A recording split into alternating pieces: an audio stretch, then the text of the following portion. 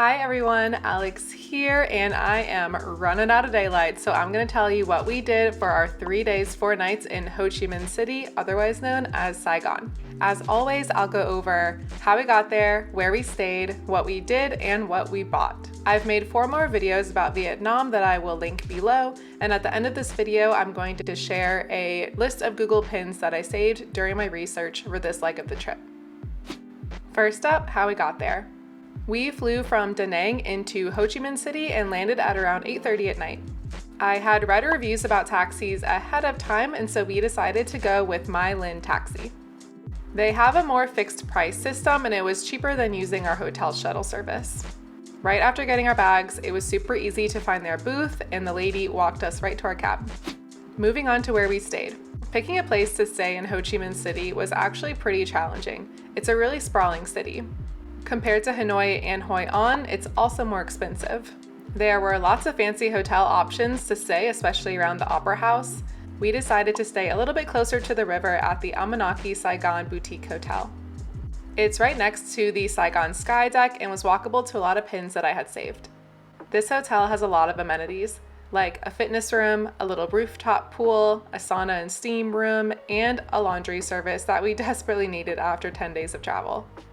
As with every hotel we stayed at in Vietnam, the breakfast was fantastic. Let's move on to things we did. After we dropped off our bags at the hotel, we walked over to this street because I was really craving some McDonald's.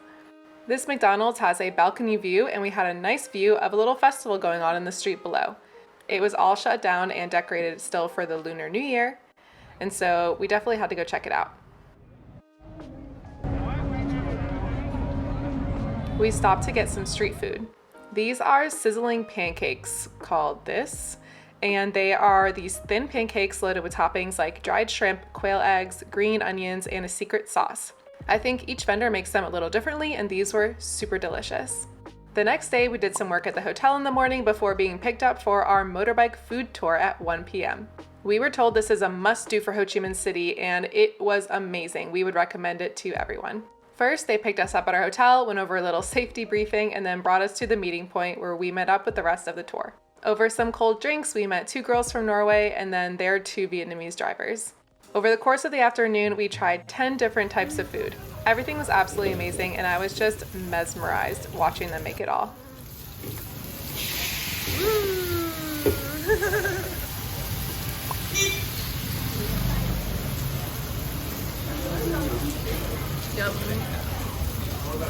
It's sticky rice, but when you drop one word, it will become a different one.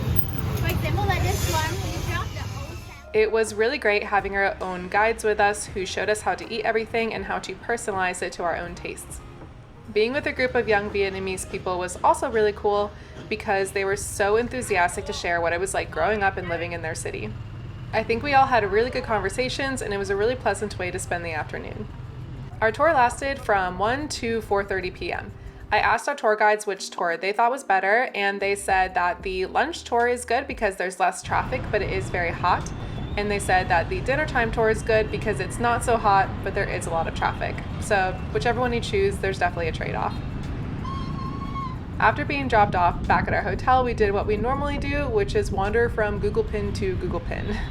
I had us walk along the river during sunset, which was very nice, and we walked all the way up to where the ROS Yacht Club is located, which looks like a very nice place for dinner, by the way. We kept walking, and funny story, the GPS wanted us to cross the road right here during rush hour, and there was about 1 million motorbikes, and they were never gonna stop. We were just staring at the road like deer in headlights, had no idea what to do. When out of nowhere, this random older American guy came up to us and was like, "Do you need to cross the street?" And we're like, "Yeah." And he was like, "Okay, like stand to my right, follow me." Miraculously, he just started to cross the street, and we were standing right next to him in a line, and we slowly crossed the street, and I was looking down the whole time because I was terrified of what we were doing. Like, there were so many motorbikes, and it was so loud and chaotic.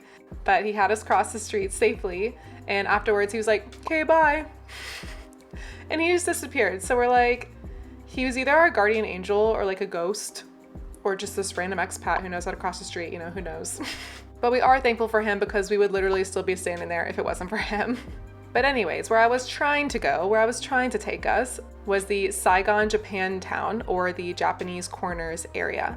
Now, coming from Japan, I thought this would be fun, but let's just say it was not what I was expecting.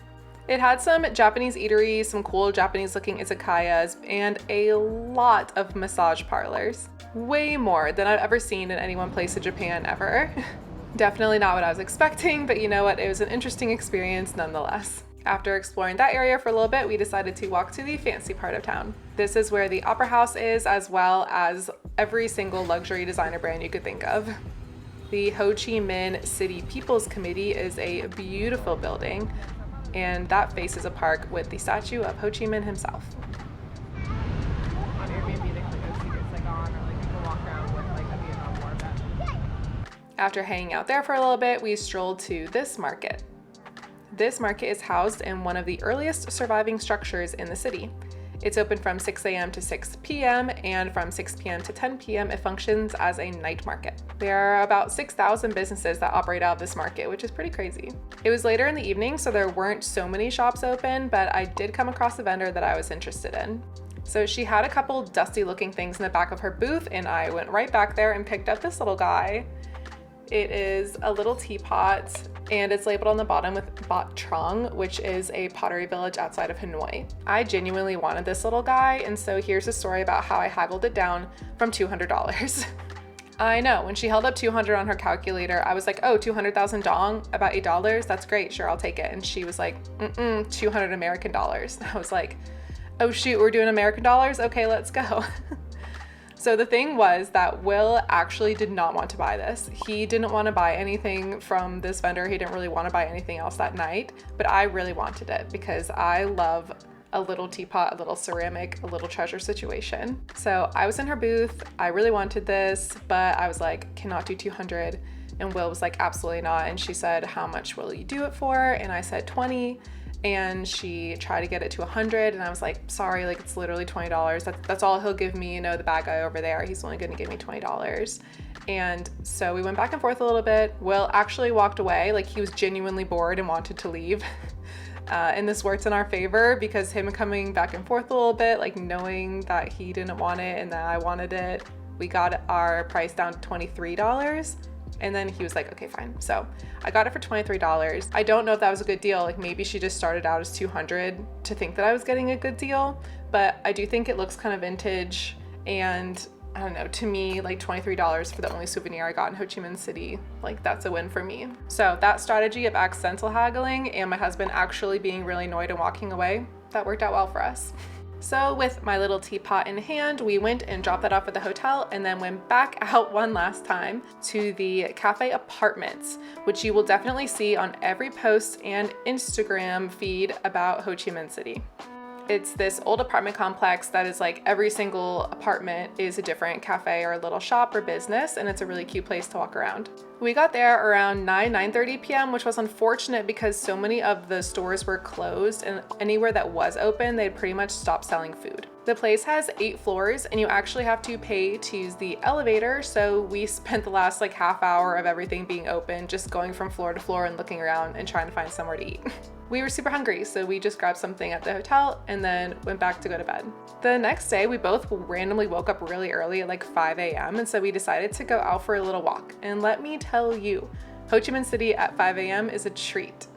If you're looking for all the action, all you have to do is go to the river. Besides being just beautiful, there were so many people there doing their morning exercises. Like there were just these big groups of old people like blasting like Christmas EDM remixes and dancing, and it was just the most wholesome thing that I've ever seen in my life. It really made us smile and it's something we'll never forget, so I definitely recommend you do it. And you know, maybe join in. I don't know what they would do, but it'd be a funny story. At some point after walking around in the morning, we went back to the hotel, had breakfast, and then got ready to get picked up for our tour at noon. We booked an Airbnb tour of the Cu Chi tunnels, and it was pretty much an all-day thing. The bus ride from downtown to the tunnels is about 2 hours. On our way there, the tour guide gave us a brief history and then talked about Agent Orange. This was relevant because on our way there for the bathroom break, we stopped at this facility that sells artwork made by people affected by Agent Orange. During my research, I saw that every single tour basically takes you here during the rest stop, so it's pretty much unavoidable. A lot of people online seem to think it's a scam. I don't know, but we donated some money inside just in case. And then from there, you actually go to the tunnels. Right when you get to the tunnels, that's the only bathroom in the whole place, so make sure you go when you get there. We were there during a weekday and it was actually not crowded at all. It was very pleasant. It was really, really hot, so I'd recommend having some water with you, but other than that, it was good. Our tour guide walked us into the park with our tickets and everything, and he explained a lot about the area to us and a lot of the different ways that people survived underground for about 20 years. We went to a little pavilion and watched some propaganda videos is what they were, which was kind of crazy. And then we went through 3 different lengths of tunnels. So they start you off going on a short one to see how you feel about it, and then they get progressively longer.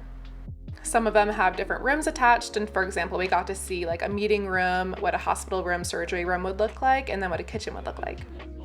These tunnels and their entrances are so small. Like, it is crazy to hear that they actually made some of them bigger for the tourists to go through, because I thought that I was like as small as I could possibly be. He's coming. Well, there he is. I'm so dirty now. Yeah. Can you get out? It's so narrow. Can you raise your arms up? Maybe not. This is why they're so small for your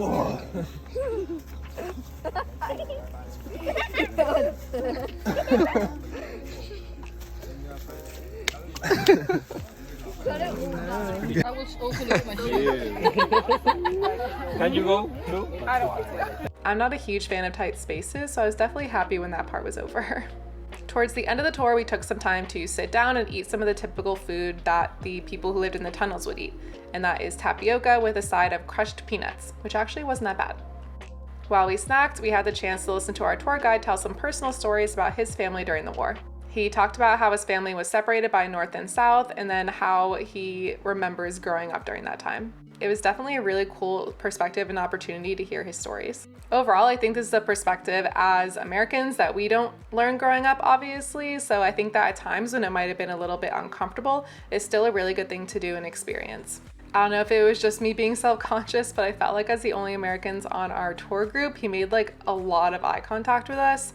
Or maybe it was just me, but either way, I think that it was really good and I'm glad that we did it. After the tour is all over, it is a long 2 hours back to the city, so I would definitely recommend bringing some AirPods and having some stuff downloaded on your phone to watch or listen to on the way. We got back to our hotel around 7 p.m. and immediately went out to look for some dinner. We'd read about the giant food halls in Ho Chi Minh City and we were really excited to find one, so we went to a place called The Gangs. There are a lot of late night dessert places in that area too, so of course we had to get a sweet treat before bed. The next day, our hotel had arranged for us to have a ride to the airport at 9 a.m. And so just like that, our trip to Vietnam was over. As promised, here is a list of Google pins that I had saved during my research for this trip for you to screen grab. As always, there were so many things left on my list that I wanted to see, and hopefully we can visit again someday. I'm already desperately missing Vietnamese food, so I really hope that's sooner than later. Thanks so much for watching, and I really hope this video helps you plan your trip to Vietnam. I think my next video will be about our 4-day trip to Taipei, but until then, happy planning. Bye.